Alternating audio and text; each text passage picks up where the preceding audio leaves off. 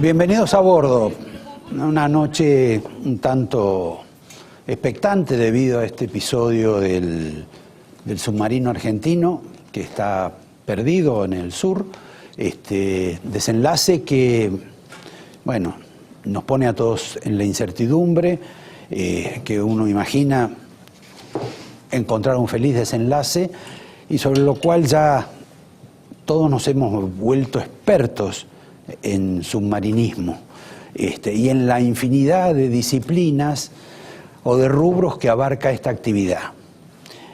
Este episodio, con un desenlace favorable, es de esperar, u otro tipo de desenlace, va a generar algún tipo de conmoción dentro del área de defensa. Han aparecido algunas incompetencias, aparece una señora encargada de Córdoba, encargada del tema de las emergencias, una concejal de Córdoba, realmente un cargo político, que se ve que nunca habían pensado en el tema de las emergencias. Se compromete otra vez el Aguad, el ministro, que siempre tiene algún tipo de dificultad por los lugares donde pasa. No es su culpa, claro, y quizá tenga que revisar Macri algunas cuestiones que ha planteado en el nuevo presupuesto. En principio ya han suspendido los cambios que iban a hacer esta semana de todos los mandos militares. Después, en el tema presupuestario, y bueno, quizá esta situación revela que el recorte, la poda, la masacre que han hecho en el tema militar es realmente grande. Inclusive quizá hasta reviertan la decisión de estos 6 aviones viejos que compró la Argentina, los Super Etendard, que venían para la Fuerza Aérea, porque la Fuerza Aérea se llama Fuerza Aérea pero no tiene aviones, y estuvieron a punto de desintegrarla como Fuerza Aérea, no le encontraba mucho sentido. Por ahí pasan a la Marina, que antes era los pilotos de la Marina eran los que manejaban los Super Etendard. Quiero simplemente que el director me ponga una placa de un funcionario, alto funcionario del Ministerio de Defensa, que hoy, mientras nosotros nos preocupábamos por el tema de la desaparición del submarino, escribía esto. Creo que es director de prensa o de información del Ministerio de Defensa, que evidentemente este señor tiene tiempo para preguntarse cuántas siestas hay que dormir en un fin de semana largo. Cambiamos el capítulo confiemos en que haya una solución, una alternativa feliz, y pasamos al caso Horacio Rodríguez Larreta. El caso de Horacio Rodríguez Larreta, lo hablamos aquí hace aproximadamente 15 o 20 días, entró en una suerte de tirabuzón con el presidente Macri. Les comenté que hubo una reunión donde Macri no lo saludó, que como eso trascendió, Macri después fue al cumpleaños de Rodríguez Larreta, estuvo un poco frío en la reunión, pero asistió. Y Rodríguez Larreta, que a veces habla, pero en general trata de no hablar o habla nada más que de la gestión, hizo un reportaje en el cual dijo que Mauricio Macri y yo somos lo mismo. Para Macri parece que no es lo mismo, porque Macri a Rodríguez Larreta le puso las 3 P. P de petizo, P de pelado y P de peludo, diciendo que con esas 3 P's nunca podía ser presidente de la nación. Era, por supuesto, una broma de Macri, pero que ahora está tomando otra característica porque ha dicho que su sucesión como presidente va a estar en Marcos Peña o en la señora María Eugenia Vidal. Y lo borró a Horacio Rodríguez Larreta de la candidatura. ¿Cuál es la razón por la cual Macri está ligeramente distanciado de Rodríguez Larreta? Unos dicen, y va a tener que ver parte de este programa porque invitamos a un caballero que contó esta cuestión, que es por una diferencia a raíz de algunos gastos exóticos que hace la capital federal. Que Rodríguez Larreta, por ejemplo, estaba el tema de que la pelea es por la caja. ¿Me entienden ustedes? La caja, pero la caja de cristal, esa que pusieron para que entraran las mascotas, para que la gente pasara en la plaza y se sacara el estrés. Cuestión que después que la contó nuestro invitado, nuestro tercer invitado esta noche, después decidieron no continuar con ese método y esa propensión a las mascotas. Otra razón de pelea no conozco. Lo que sí les quiero decir que en este episodio de la diferencia entre Rodríguez Larreta y Macri se nota como nunca la mano de Jaime Durán Barba. Porque los pollos de Jaime Durán Barba son María Eugenia Vidal y Marcos Peña. Esos son sus dos criaturas. Y hoy el señor Durán Barba es quien en alguna medida gobierna, porque tiene el objetivo del 2019 y le ha demostrado a Macri que él sabe cómo ganar las elecciones. Y como la máxima pretensión del presidente Macri para el 2019 pasa por una cuestión electoral, el que va a tratar de derrumbar el poder peronista en La Matanza es Jaime Durán Barba. Unos podrán decir que por ahí Jaime Durán Barba sabe ganar elecciones, pero no sabe gobernar. Ya tuvo incidentes de esas características cuando asesoró a un presidente ecuatoriano, casualmente que también era asesorado por Cavallo, y naturalmente Durán Barba y Cavallo se mataron, porque Cavallo quería hacer un ajuste y Durán Barba no quería hacer el ajuste. El ajuste lo hicieron tarde, el presidente tuvo que renunciar, los dos terminaron mal. Pero bueno, lo concreto es esto. Marcos Peña, María Eugenia Vidal. Apartado Horacio Rodríguez Larreta hasta un mejor momento. Paso ahora a una pequeña, no anécdota, una situación que en general, no sé, el periodismo no registró en las 9 horas que estuvo declarando Lagomarsino, aquel que le dio el arma a Nisman, para que lo maten o para que se suicide. No vamos a entrar en ese tipo de alternativas porque realmente uno no es conocedor de esto. Pero sí en la declaración y advirtiendo sobre un conflicto que tiene con la ex esposa de Nisman, Lagomarsino reveló, según él, una confidencia que le hizo Nisman en el último viaje que hicieron juntos a Chile. En esa oportunidad le hizo comentarios de tipo privado, familiar, complicados, muy complicados para el gusto de uno, que no tienen efectividad judicial, que quizá esa es la razón por la cual no han trascendido. Pero es un tema más que delicado, susceptible, y del cual, por su actividad, la señora jueza en alguna medida ha sido experta. Y como ha sido experta, para Lagomarsino en apariencia, resulta contradictorio que lo que ella trató de ejercer como jueza de pronto no lo aplicara en su vida privada. Me detengo ahí porque verdaderamente ese tipo de cuestiones verdaderamente no me interesa. Pasamos al caso de las coimas en el fútbol, breve. Bursaco, Eugenio Bursaco, el número 2 de Patricia Bullrich, y está en una situación complicada con la cantata que está haciendo el hermano en Nueva York, denunciando o contando a quién él le repartía la plata, coimeaba, compraba, etcétera, etcétera, del fútbol argentino, del fútbol internacional, etcétera, de jugadores inclusive. Plantea un tema de la denuncia o el cuento del caballero Bursaco, al margen de comprometer a su hermano. Es que esa plata, supongamos, porque ustedes saben que hubo un suicidio, se la dieron a alguien para que a su vez le diera una parte a alguien, hacia arriba. Si la justicia después avanza y logra probar y exigirle al que recibió la plata que devuelva la plata, él no puede decir, mire, yo se la di a alguien y no la pude recuperar. La va a tener que poner. Por lo tanto, va a empezar una cacería para tratar de recuperar plata que fue para arriba y que no se sabe en qué terminó. Tenemos situaciones de bancos un poco complicadas hoy.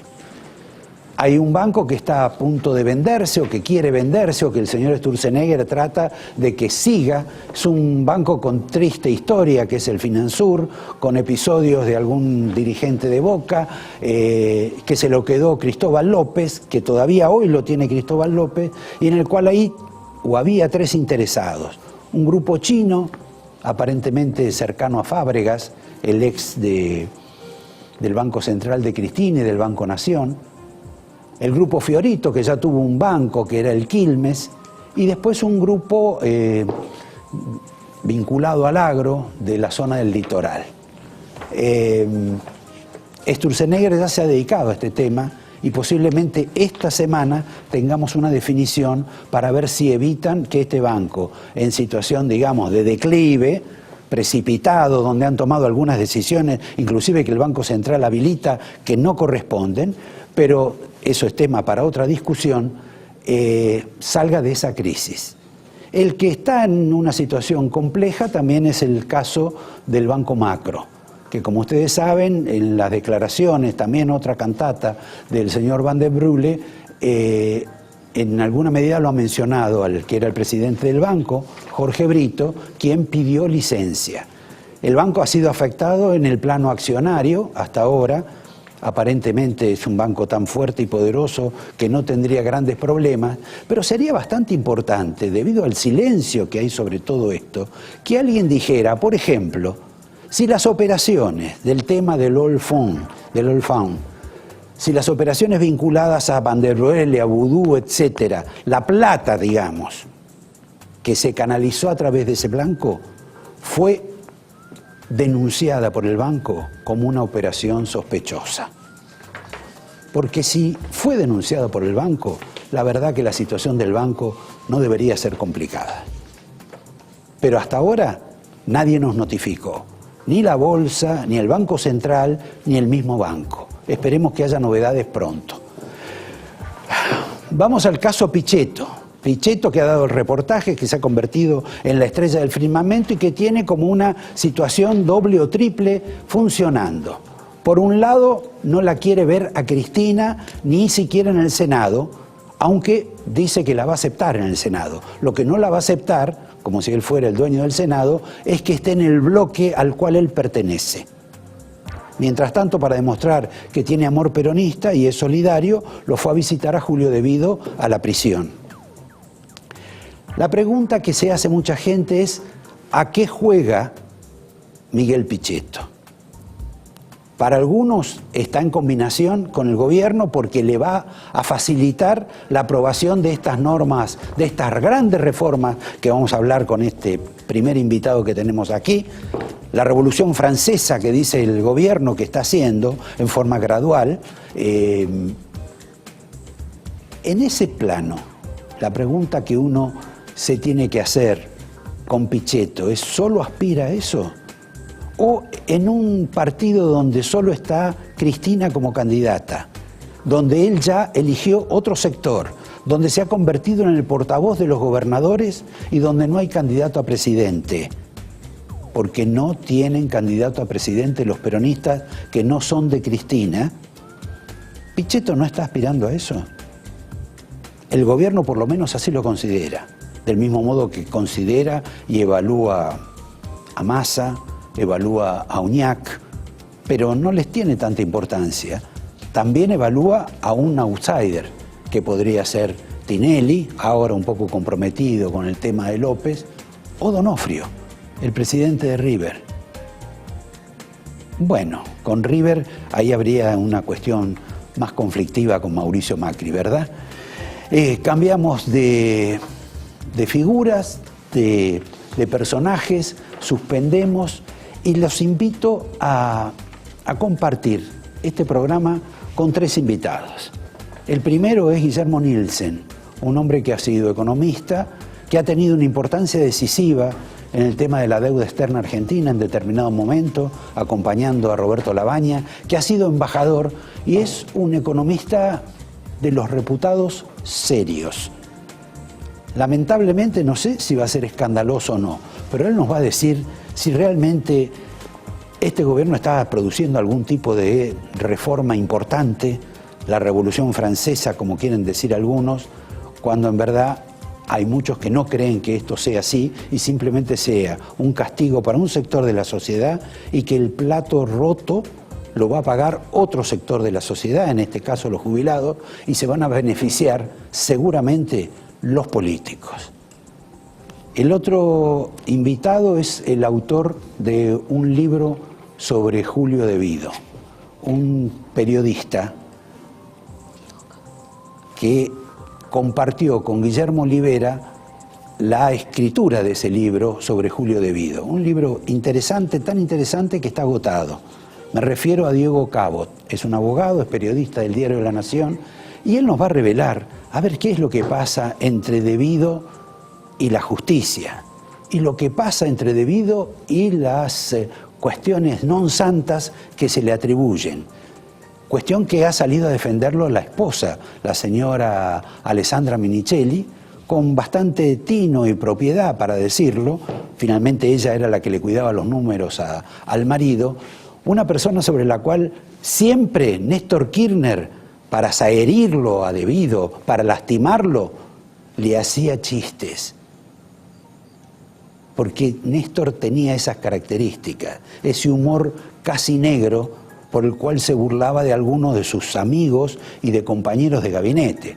Alberto Fernández le preguntaba por la paragüita con la que estaba de novio y a De Vido él se burlaba diciéndole: ¿qué estás haciendo vos, que sos un hombre grande, con una mujer tan joven y linda que no estás controlándola en este momento?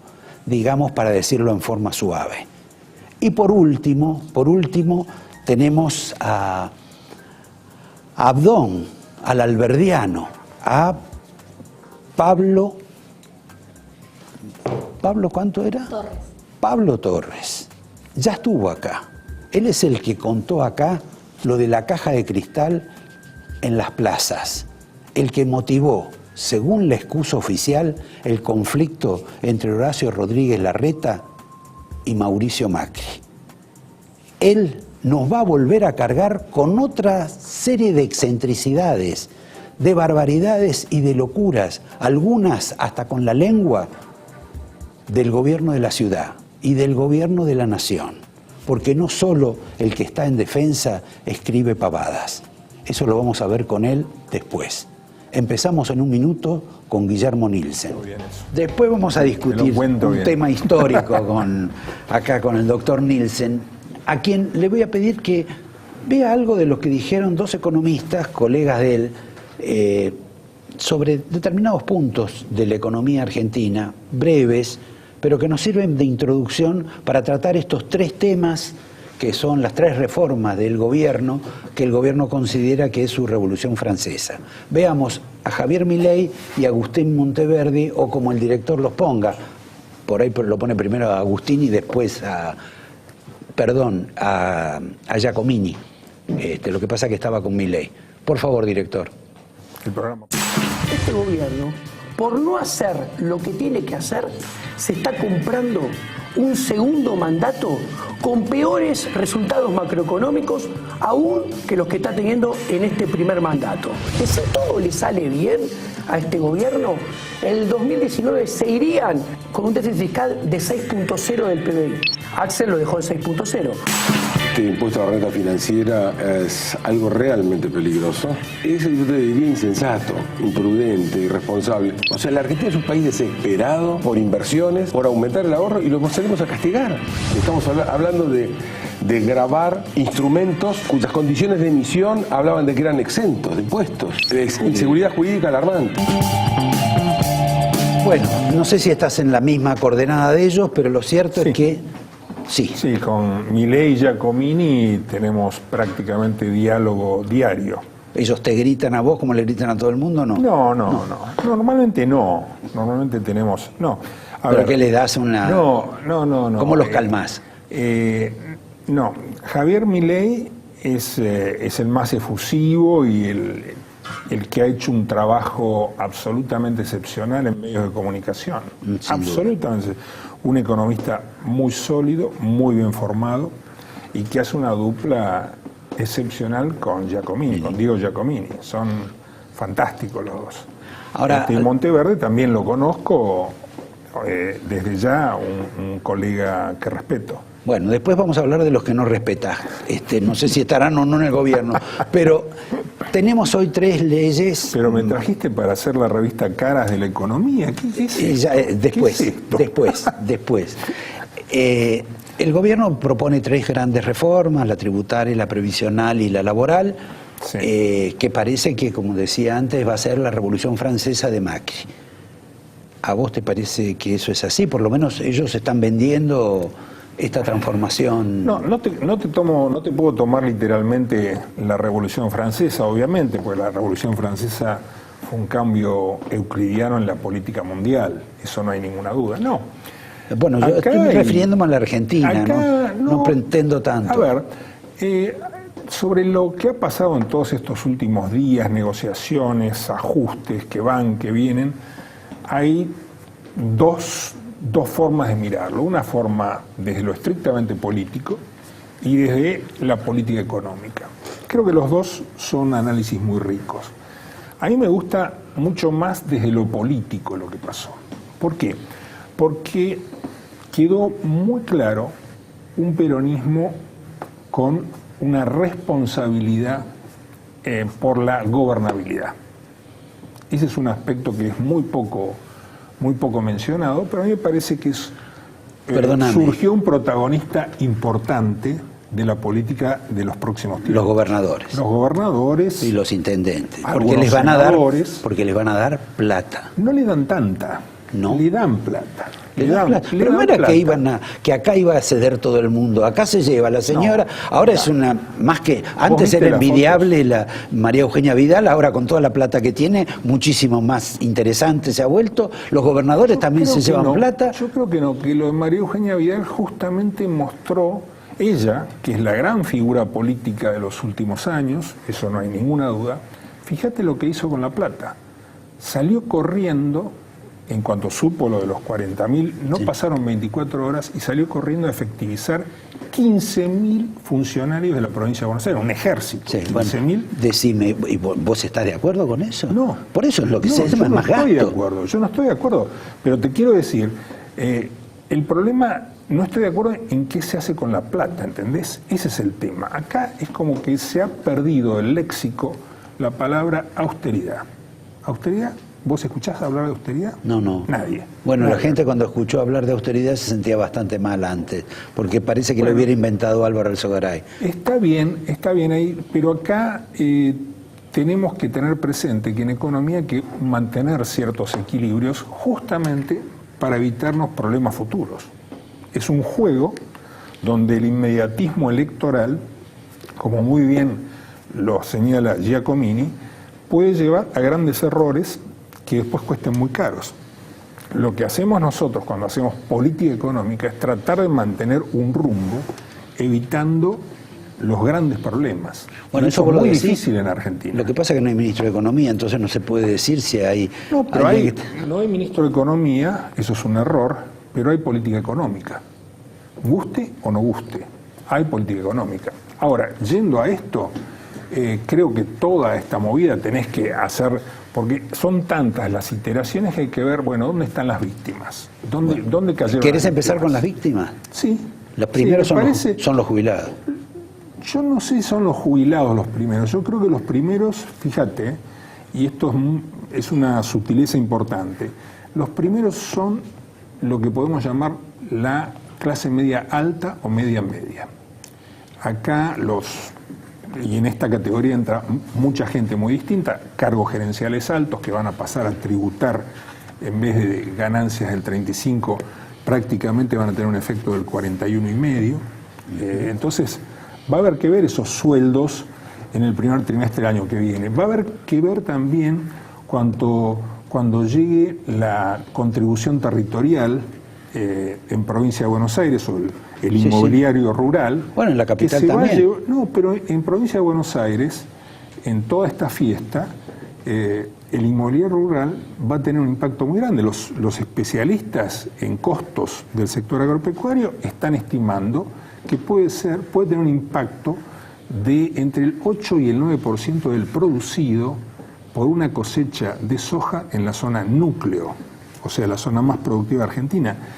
Creo que hay una cantidad de cosas cuya repercusión última la vamos a terminar de ver en marzo del año que viene. ¿Me entendés? O sea, creo que el sector agropecuario, que es tan afín al gobierno de Macri, que inclusive la rural, la mañana... Y los altos cargos gerenciales también. Claro. Toda la base electoral es la más castigada. Ajá. La base electoral los jubilados, digamos, que también van a tener un problema. Porque los jubilados tienen un problema de ajuste. Tienen un problema de ajuste hacia adelante. Perdóname, que no es poco. No, claro. Que no es poco. El tema jubilatorio, que es muy triste y muy lamentable, en definitiva está subsumiendo los grandes errores de la política económica argentina de muchas décadas. Toda la plata desperdiciada, la plata mal invertida, la plata robada, y la plata perdida. La plata perdida por malas inversiones, todo eso se pone de manifiesto en una productividad bajísima de la economía que no puede sustentar este nivel de jubilaciones. Ahora, ¿esa es la medida más importante de todas las que hay? ¿De las tres reformas? ¿El cambio de la fórmula? Yo creo que es importante, no es la más importante. Para mí lo más importante es el tarifazo. Es el impuestazo cum tarifazo. ¿Entendés? O sea, lo que va a repercutir en estos meses en la clase en la vida mediana, cotidiana. Y claro, la gente va a tener menos plata en el bolsillo. Entonces, me parece que eso va a ser lo predominante. Por supuesto, lo jubilatorio también es importante. Ahora, eso de tener menos plata en el bolsillo y con un consumo tan caído como está en la Argentina, me parece que contribuye a que la perspectiva de crecimiento económico, de recuperación económica que se anunciaba para el año próximo, más las tasas de interés que hay, que son inéditas, ¿no está dificultando eso, ese pronóstico? Esto va a costar un sacrificio de entre 1 punto y 1,5 puntos de crecimiento para el año próximo. Si pensábamos que el año que viene se iba a crecer, digamos, un 3,5, se va a crecer un 2. Un 2,5. Eso va a ser una medida del costo de todo esto. Por supuesto, siempre hay imponderables, ¿no es cierto? Si Brasil tracciona más de lo que suponemos que va a traccionar, si la economía brasileña se restablece, será un poco menor. Pero, concretamente, va a tener un impacto muy grande en crecimiento. También quiero decir que hay cosas positivas en todo esto, ¿no es cierto? Hay algunos cambios que son muy positivos, tratar de dejar de lado impuestos distorsivos. Algunos impuestos distorsivos creo que tristemente no se dejan de lado, concretamente el impuesto al cheque ahora pasa directamente a ANSES, que es más o menos como decir que nunca se va a dejar de lado, porque si lo pasas a ANSES, con la dinámica poblacional que tenemos en Argentina, el problema jubilatorio va a empeorarse en las próximas décadas, no va a mejorar. Ahora, la gente que hace este tipo de cambio de fórmula del gobierno, ¿es la misma gente que impuso la reparación histórica? Creo que no. La reparación histórica me parece que fue una creación exclusiva de la campaña. Yo no estoy en el detalle de qué se hizo en la campaña. No, pero digamos, eran esos funcionarios, Quintana, Lopetegui, Macri. Claro, pero lo pusieron al día siguiente, digamos. Llegaron al gobierno y algo que es cierto, no había estado en la discusión electoral. Claro, se unió al blanqueo. Me parece que trataron de endulzar el blanqueo y lo unieron con la reparación histórica a los jubilados, lo cual significó que no tenían claro el problema muy serio que tiene ANSES, ni tienen muy claro lo que ahora están tratando de enderezar. Esto es lo que vos en alguna medida me decís, es que están enmendando ese presunto error en términos de profesionalismo económico. No, es más que eso. ¿Me vas a decir que sí alguna vez algo? No, porque en realidad es más que eso. El cálculo de la actualización de la jubilación estaba mal hecho. Era un cálculo absolutamente explosivo. Entonces cualquiera que hubiese llegado lo tenía que modificar. Además de eso, en todo caso, lo que sí cambiemos realmente empeora el tema a través de la reparación histórica. Pero es un adicional, ¿me entendés? Trato de ser preciso en esto, no te quiero llevar la contra. No, a ver, no está en mi espíritu. A ver, vos qué... Pasamos a la revista Cara. No todavía. Bueno, ¿cómo terminaste vos con Abad? Porque en alguna medida... Yo no terminé, sigue siendo un gran amigo. Pero no estuvieron medio socios también en algo, en el estudio, etcétera. Sí, no, un compañero de ruta, más amigo que socio en realidad, pero fue amigo y es amigo. No sé por qué si terminamos. No, bueno, como vos que hablabas de caras, dije, si no hablas de separación, ¿de qué se puede hablar? Alberto se fue del estudio cuando asumió esta función y la verdad es que tenemos muy poco contacto con él porque obviamente está abrumado tratando de cobrarle a Oil y a Cristóbal López. A todos estas bandas. Ahora, vos tenés ahí, él tiene el caso de Cristóbal López, sí, tiene el caso de Moyano, de Oca, sí, tiene el caso del Correo. sí. Le apareció el caso de Mercado Libre, 500 millones de pesos al año. Sí, dice que son evasores y el presidente simultáneamente dice, Mercado Libre es la mejor empresa argentina que hay. ¿Me puedes explicar en qué situación se encuentra él después de eso?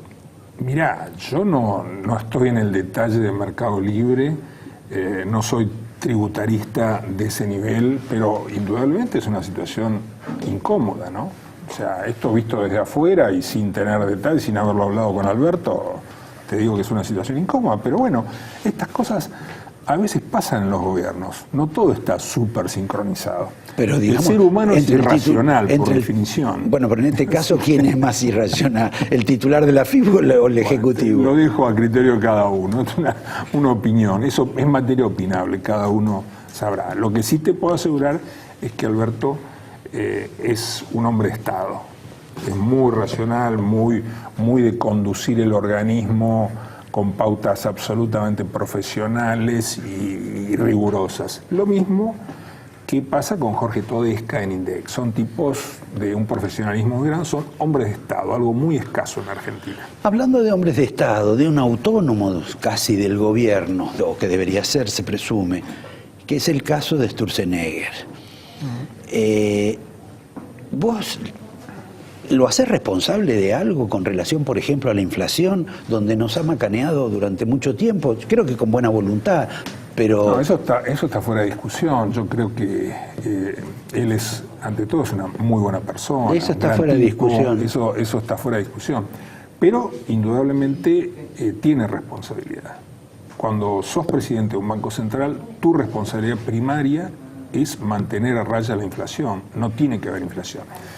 Creo que cometió el error de aflojar demasiado rápido, seguramente cediendo a algún tipo de presión política. A fines del año pasado, principios de este año, cedió demasiado rápido en bajar las tasas de interés. Y hay otra cuestión. Ahora, perdón, que va más allá de ¿vos te sentís cómodo con esta tasa de interés que te imponen los bancos? No te la imponen los bancos. Perdón, leí a Carlos Rodríguez que dijo que usaban... Yo lo leí a Carlos Rodríguez también, pero no es un problema de los bancos, es bastante más complejo. Este es una gran negocio de los bancos. Pero eso es una cosa por default, no es que es de pizarrón y entonces, bueno, hacemos tal negocio con las LEVAC. No pasa por ahí. No. Lo que yo en todo caso te quiero poner el foco en algo que se habla muy poco y no es solo la política monetaria, las LEVACs, es también, a mí me parece que está faltando, y es notable, una coordinación del rol de la banca pública en todo esto. Lo que estamos teniendo es donde, por cuestiones seguramente electorales, se le ha dado mucha manija al crédito, hay una gran demanda, siempre hubo una demanda subyacente de crédito hipotecario muy grande en Argentina, hubo también, ANSES se lanzó a dar créditos personales en una forma muy acentuada, entonces en esas condiciones es muy difícil que la política monetaria por sí misma sea suficiente, ni hablar de lo fiscal, obviamente. Claro, del gasto, ya está, del gasto impune que hay. Todo el mundo habla de eso. Sea que, digamos, como saldo, González Fraga en alguna medida no participa de la misma política monetaria del señor Sturzenegger. Yo creo que ahí no ha habido una coordinación lo suficientemente rigurosa, ¿no es cierto? Me parece que González Fraga se vio frente al banco más importante de la Argentina y está tratando de ser el banquero que lleva adelante eso. Me parece que faltó una conversación, no sé si existió, pero una conversación de coordinación. Cuando vos tenés entre manos algo tan difícil, tan complicado como es combatir la inflación en Argentina, me parece imprescindible esa coordinación. No todos parecen estar dispuestos de imponer ese mismo criterio, porque si no, no nos impondrían tantos impuestos, ¿verdad? No. Si no tuviéramos inflación. No, desde ya, pero el tema de impuestos está más ligado a un gasto público absolutamente desbocado, a una falta de austeridad, que es algo que mencioné en esta charlita. Te agradezco, Guillermo, te doy esto. Yo estoy en deuda. Sí, no trajiste nada. No traje, pero mando. Pero una pregunta breve y una respuesta. Dale. Vos has sido embajador. Sí. ¿Qué te parece esto de que el presidente de la Argentina vaya a discutir un negocio de $40 millones de los limones con el presidente de Estados Unidos, o el tema del biodiesel, cuando hay una magnitud de negocio muchísimo más vital? Me parece que no solo es un problema de magnitud de negocio, me parece que ahí está fallando nuestra diplomacia en prevenir al presidente de los problemas que se venían.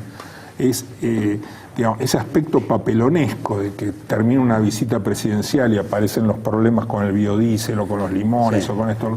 Bueno, eso está indicando que no hay un trabajo a fondo y profesional de la Cancillería, ¿no? Bueno, te agradezco. Otro día hablamos de la Cancillería y otro día hablamos de la revista Caras, que es nuestro alimento semanal.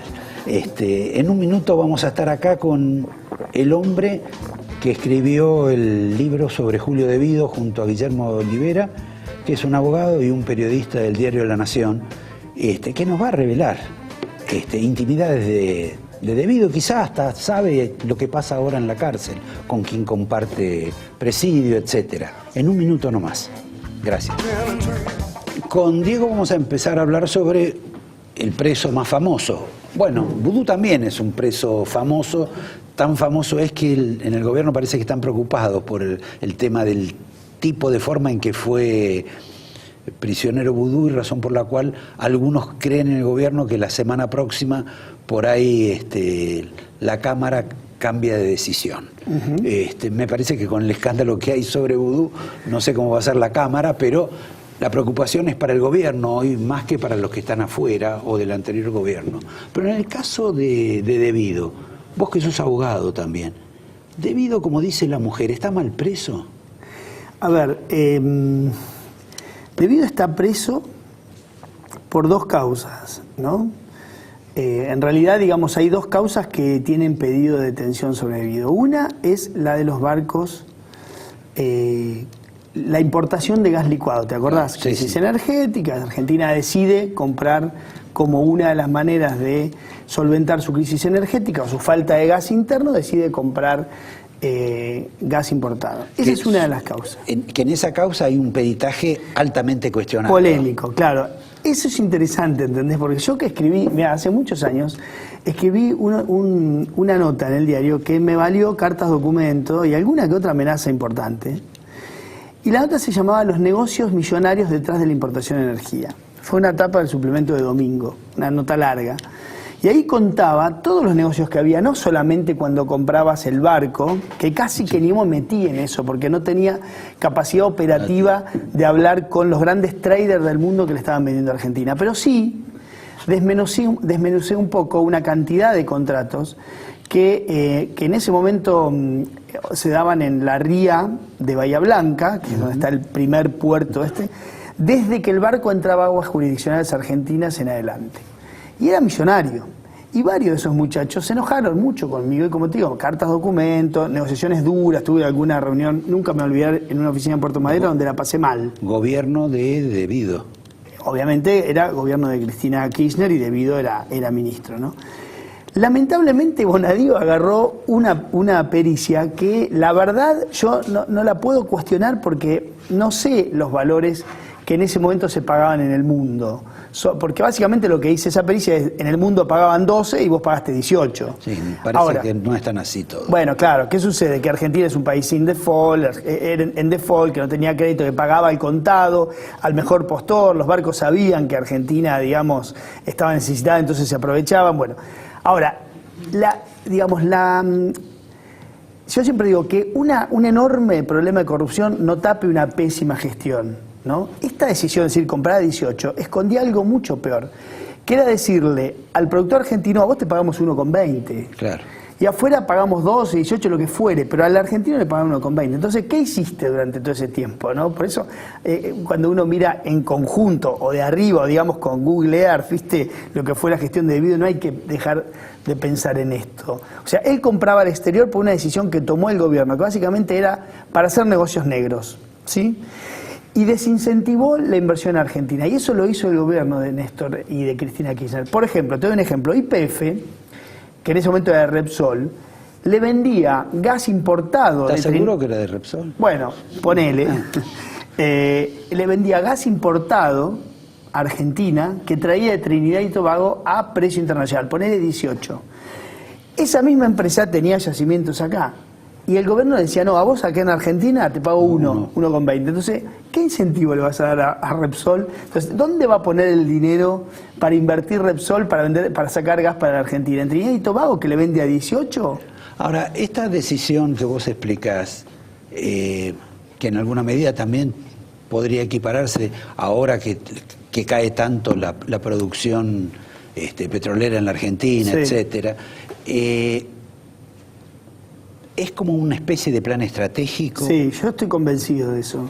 Y yo lo escribí, nosotros lo escribimos hace mucho tiempo esto. Yo estoy convencido que sí, que fue una decisión de un plan estratégico, porque el gobierno de Cristina y Néstor Kirchner, especialmente el de Néstor y después Cristina lo continuó, fue, digamos, maravilloso tenía un radar maravilloso para saber dónde estaban las cajas negras, donde se podían generar cajas negras para financiar la política, que para ellos la política, bueno, vos lo sabes bien, Néstor siempre dijo, es un juego de millonarios la política, hay que tener muchos millones. Él no gastaba la plata en la política. No, pero ojo que, digamos, gran parte de las movilizaciones y demás, había parte que la gastaba, otra parte se robaron, sí, estoy de acuerdo, pero digamos, pero la construcción de un movimiento millonario estaba en la cabeza de Kirchner, para mantener el poder, con todo lo que eso significa. Vos decís, si yo tengo poder o si tengo dinero, puedo someter a los poderosos, si no, no lo puedo hacer.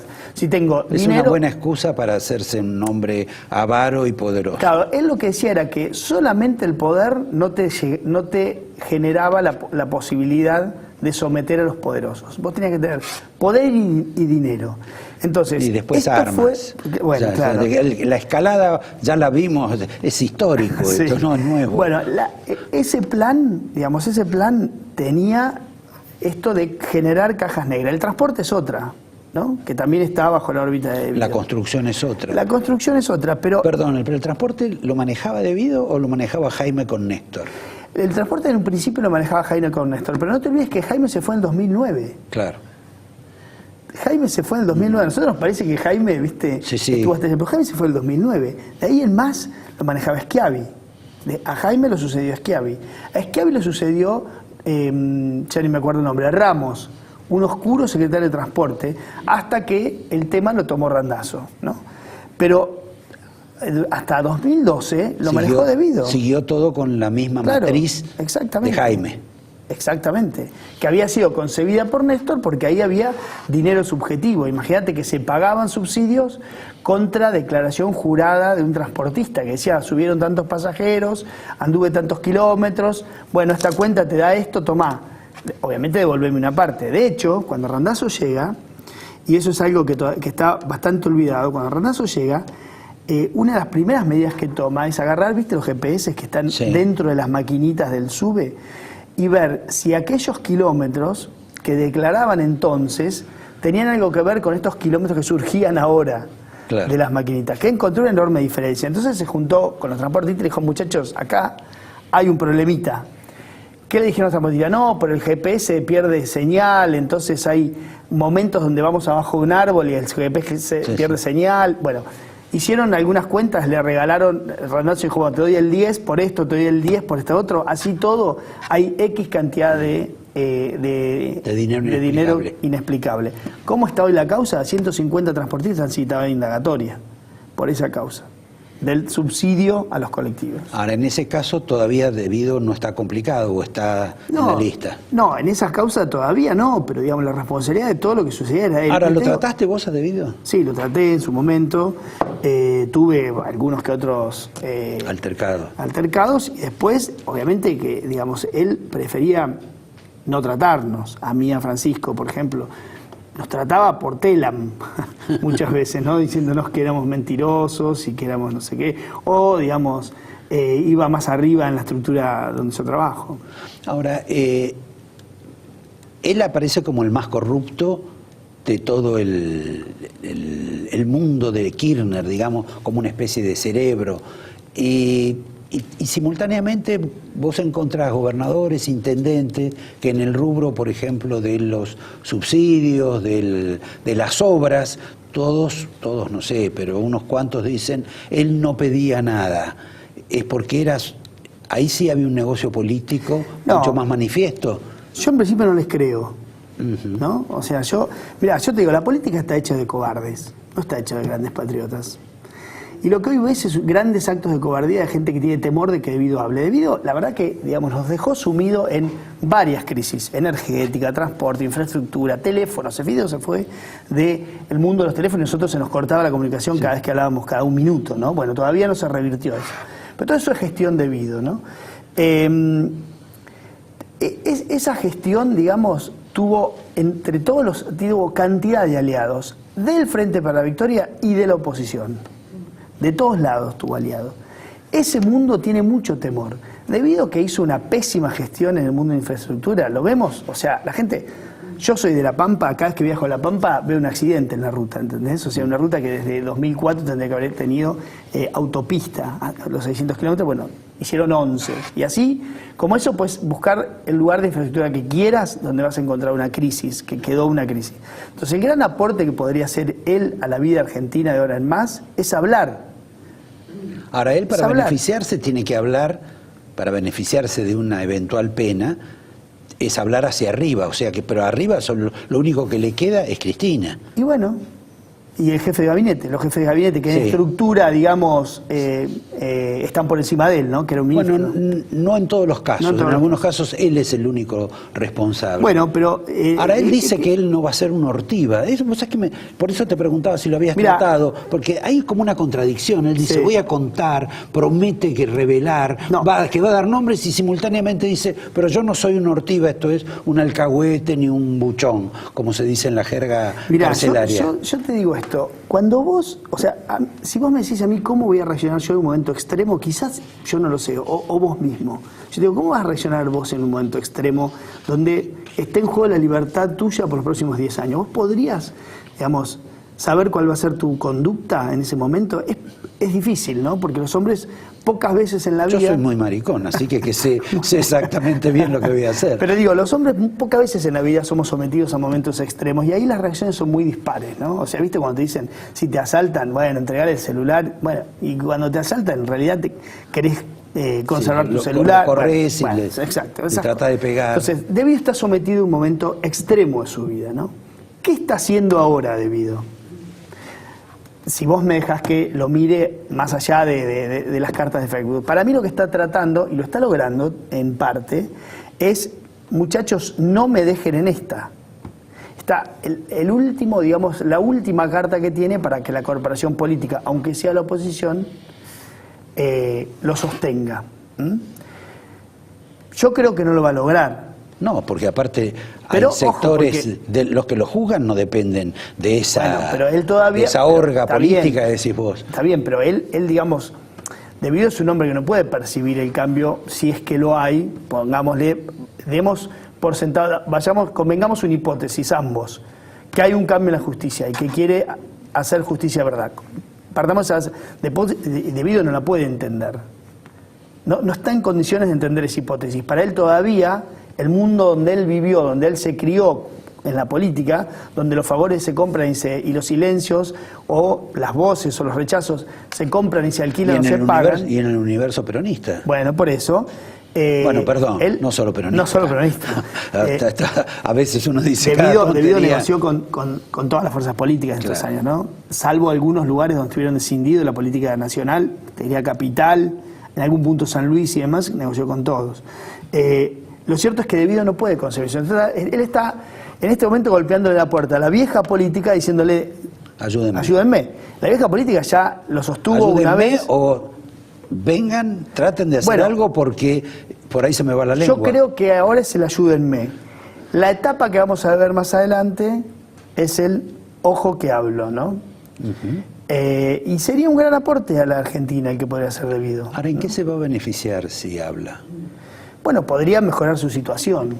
Podría contar de verdad que él no tiene nada que ver en algunas cosas, o sea, no tiene nada que ver, que no se lleva el dinero, básicamente, ¿no? Que el dinero iba para otro lado. Para arriba. Claro, podría contar esas cosas. Ahora, yo leí una cifra, no sé si es, que él manejó en toda su gestión algo así como 8.000 millones de pesos, supongo. No sé si vos tenés una cifra. Yo creo que la cifra que mira, te voy a corregir en esto. La cifra que manejó Debido, yo creo que ya se cuenta en billones de pesos. En billones. Para darte una idea, los subsidios a los colectivos hoy en Argentina son de 3.500 millones de pesos o 4.000, no tengo la última cifra, por mes. Bueno, por eso 800.000 millones. Imagínate la plata que manejó Debido y si la actualizamos, ahora, yo creo que en billones. Si uno le hace caso a Spadone, se quedaban con el 30%. O sea que también tenés una cifra absolutamente cuantiosa y monstruosa. ¿Dónde está esa plata? La verdad que no lo sé. Me gustaría tener un sonar, ¿viste? De estos que descubren... Sí, para ver dónde... Por lo menos el submarino. Para ver dónde está el dinero este. La verdad es que no lo sé. Lo singular del caso Debido, ya casi para terminar, y después vas a decir porque no me trajiste el libro, es que hay dos personajes en el mundo de la economía, del mundo empresario, en realidad hay muchos, pero digamos, hay dos emblemáticos del kirchnerismo, que son Cristóbal López y Lázaro Báez. En este caso de la prisión de Debido es como que no están vinculados. Bueno, a ver, no están... Debido está vinculado, la otra causa que hoy se nos pasó es la de Río Turbio, claro, donde hay cantidad de elementos que sí, pero ahí directamente... Taselli estaba. No, pero después, en la última parte, cuando ellos revierten aquella concesión, ya en el gobierno de Duhalde. O sea que Río Turbio durante todo el kirchnerismo fue estatal. Y ahí fue otro lugar detectado muy lejos geográficamente de la lupa de los medios de la ciudad, de Buenos Aires, los grandes medios, y denunciado hace años por muchísima gente, incluso por los periodistas de Santa Cruz, que ahí también hicieron un gran negocio de corrupción. Y esa causa lo tiene muy complicado, ya está todo firmado y todo probado. Yo estuve en Santa Cruz. Las causas de Lázaro Báez, y en algún punto de Cristóbal, pero poner la de Lázaro Báez es todo vialidad. Vialidad dependía de él. Bueno, veo que va a estar mucho más movido todo el mundo de él. No trajo el libro porque el libro está absolutamente agotado, tanto que para quedar bien, cosa que conmigo no quiere hacerlo, la otra vez que fue al programa de Mirta Legrand le llevó uno usado, cosa que a la señora no se le hacen esas cosas. Es que no tenía más, la única opción que tuve es ir a comprar uno a Mercado Libre, así que fui, digamos, al mundo de los usados. Ahí está. Bueno, te agradezco a vos y a ustedes los invito a que en el próximo bloque vamos a estar con Pablo Torres, con el Abdón, con el Alberdiano, el hombre que nos va a, creo que a divertir y a escandalizar con las excentricidades del gobierno de la ciudad, del gobierno nacional sobre designaciones, concesiones, nombres, números. La verdad, penoso, pero por ahí entretenido. Pablo Torres, en un minuto. Gracias, Diego. Acá estoy con Pablo Torres, un poco para entretenernos con las designaciones, con las decisiones que toma el gobierno de la ciudad y también el gobierno nacional, sobre la cual Pablo dedica gran esfuerzo cotidiano de revisar el boletín para saber si verdaderamente conviene tener el campeonato del asado, si hay que regalar sombrillas en Mar del Plata cuando la gente no tiene para comer. En fin, sobre estas características que tiene el gasto en la ciudad, que es tu ámbito preferido, digamos, Sí, y las designaciones. básicamente yo me centro en nación y en ciudad. En nación en lo que es nombramientos y en ciudad en lo que es nombramiento y gasto. Primero hay que decirlo, sí, a favor de ellos, la gran transparencia y la facilidad de conseguir esos datos que te da Internet. O sea, ellos publican todo. Entonces uno puede enterarse que se van a gastar en Buenos Aires Playa 42 millones de pesos. Buenos Aires Playa son esas sombrillitas que ponen en las plazas de la ciudad de Buenos Aires. Bueno, eso va a costar 42 millones de pesos. Cuando veamos la ciudad... los festejos navideños de la ciudad van a costar alrededor de 30 a 32 millones de pesos.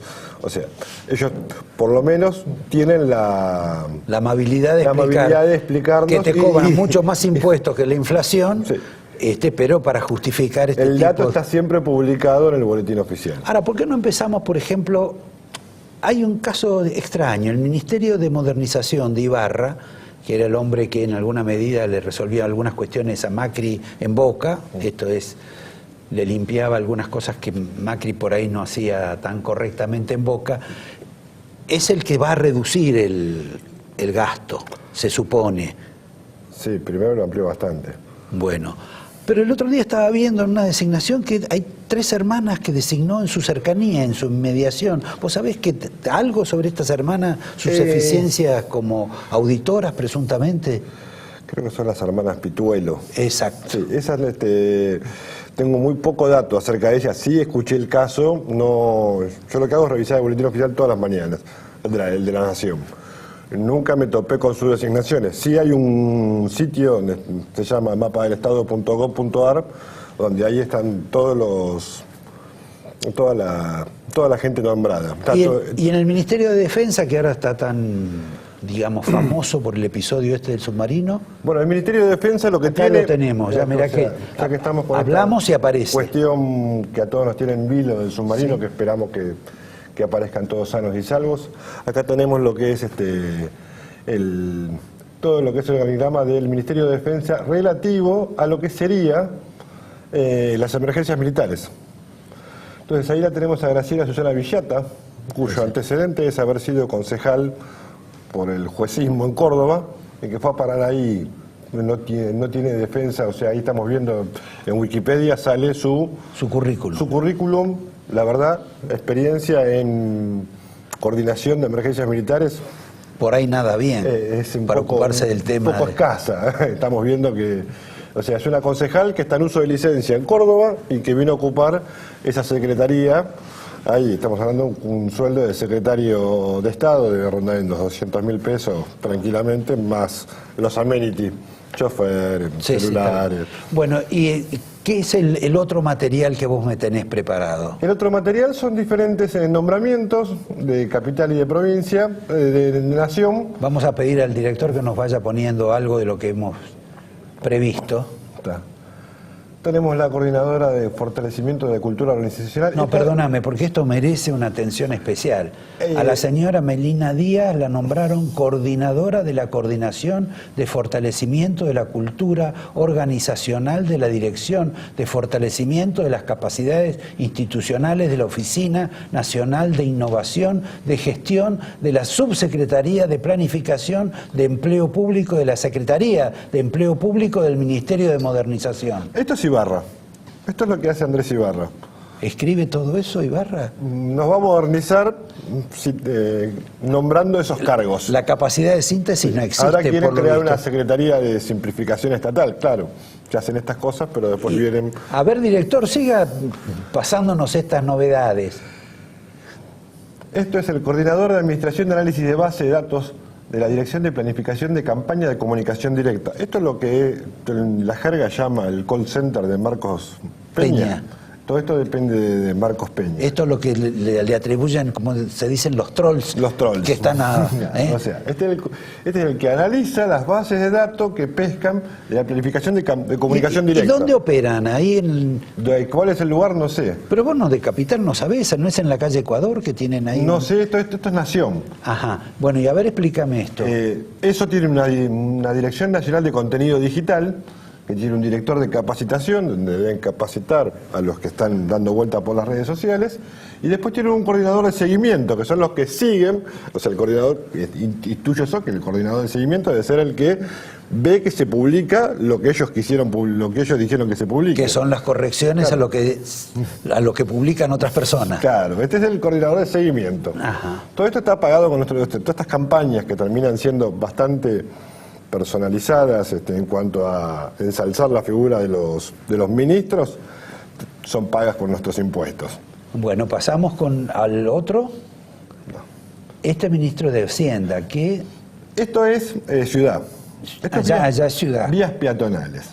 Vías peatonales. Perdón, antes de vías peatonales, les quiero recordar a los televidentes que el señor fue el que nos trajo el tema de la caja de cristal, esa donde uno tenía que entrar si estaba con estrés, nervioso, se acostaba en una especie de sillón y entraban unas mascotas, un perrito, un gatito, no sé, por ahí, un conejito de India, uno lo acariciaba y se le pasaban los nervios. La que estaba en la Plaza Armenia, duró muy poco. Exacto, bueno, parece que Macri, dicen, se peleó con Rodríguez Larreta por este gasto inútil. Ah, eso desconocía, pero si se va a pelear por gastos inútiles no sé, a mí me dijeron Larreta... A mí me dijeron que se peleó por la caja, entonces supongo que es esta caja de cristal que había. Bueno, vías peatonales es un caso muy curioso. Ajá, porque yo quiero que le presten atención. Es la que se encarga de hacer las veredas.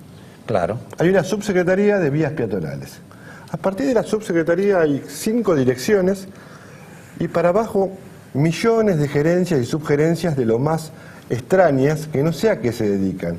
Esta es la gerencia operativa de proyectos de infraestructura. No, bueno, esto es porque de la Dirección General de Obras en Vías Peatonales, de la Subsecretaría de Vías Peatonales. Del Ministerio de Ambiente y Espacio Público. Alejandro Daniel Ballester es el gerente operativo de proyectos de infraestructura, que a su vez... pero de la Dirección General de Obras de Vías Peatonales, porque después está obras complejas. Ahora cuando vayamos pasando, si se puede pasar la próxima... Ahí estamos.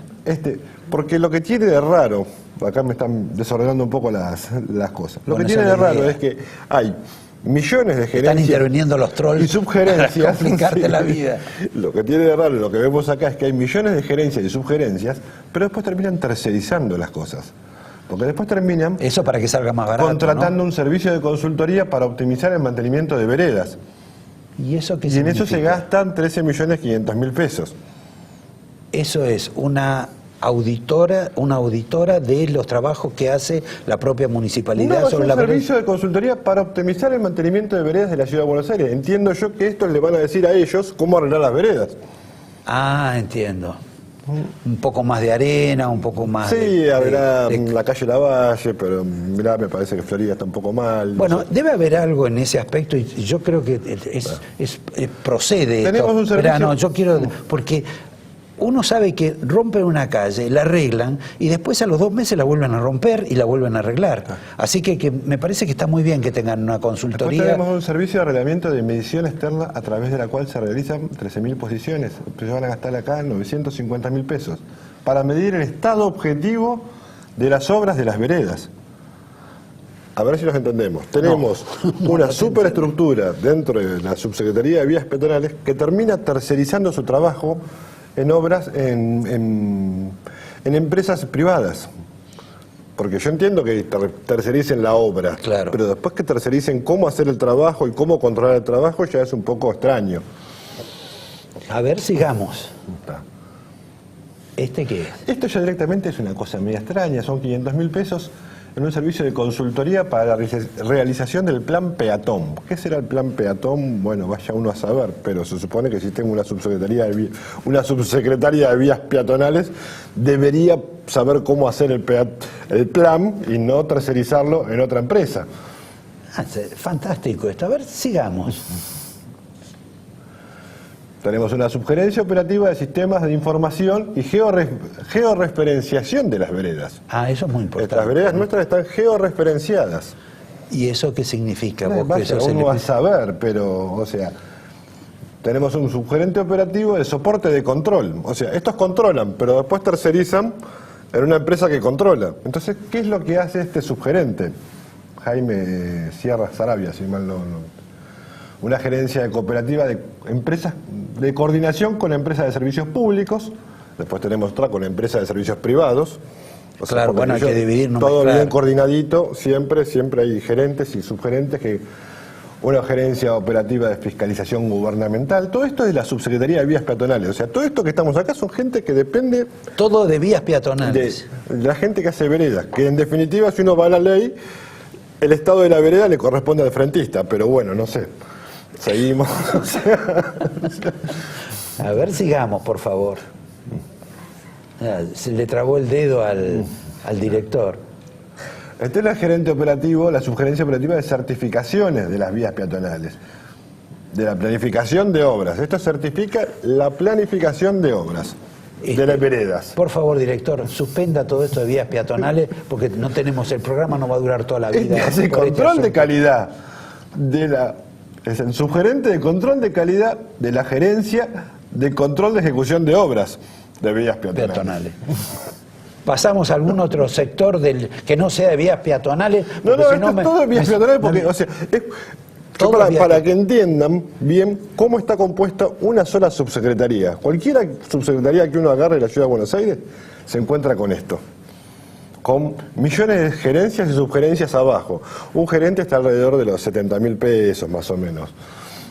Pero bueno, no es solo que esté el subgerente, Y debe acá tener... hemos hecho resumido, porque en realidad, y como más o menos yo tengo contabilizadas en vías peatonales, entre gerencias y subgerencias, unas 15. 15. Sí. Más secretarias, personal. Más secretario, o sea, son gerentes y subgerentes. Para abajo no sé cuántos empleados. Acá tenemos otros cargos, esto ya no es de vías peatonales, pero es una gerencia operativa de apoyo a emprendimientos productivos. Yo creo que si hay un emprendedor, si hay lo que menos necesita es del Estado. Exacto. Pues justamente la categoría de emprendedor te autodefine. Pero seguimos y tenemos, o sea, lo que es la ciudad de Buenos Aires tiene Bueno, acá este gerente creativo operativo de la Gerencia Operativa, Extracción y Modelización de Datos de la Dirección General de Administración de Datos, de Base de Datos e Ingeniería de Proyectos de la Subsecretaría de Sistemas y Procesos de la Jefatura de Gabinete de Ministros. ¿Qué hace este señor? No sé, pero con ese cargo yo le entrego toda la plata que tengo. ¿Qué hace este señor? O sea, la ciudad de Buenos Aires se compone, si uno entra a diario, al boletín oficial, se compone de un montón de gerencias y subgerencias que no se sabe para qué están y que lo que hacen es tercerizar su trabajo en empresas privadas. Bueno, lo cierto es acá que uno ya sabe dónde van nuestros impuestos. O sea, Puede saber también por qué Macri le ha hecho algún tipo de reproche a Rodríguez Larreta.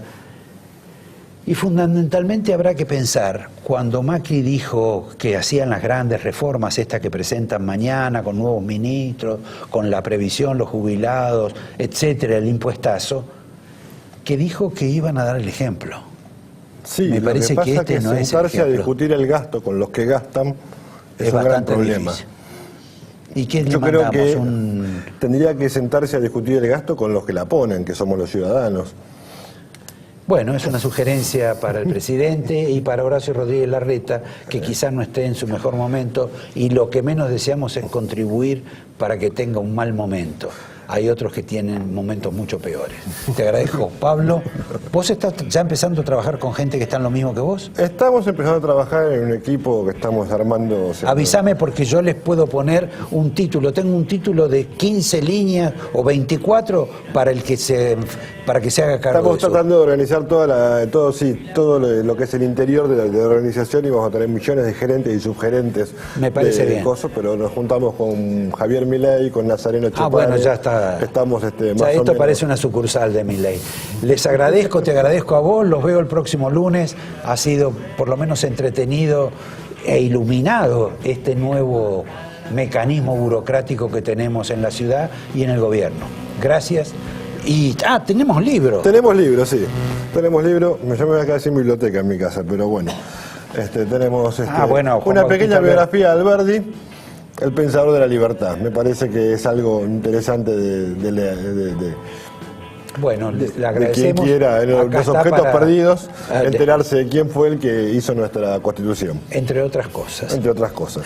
Gracias, Pablo. Gracias a ustedes. Nos vemos el lunes. Y le aguanta la mirada.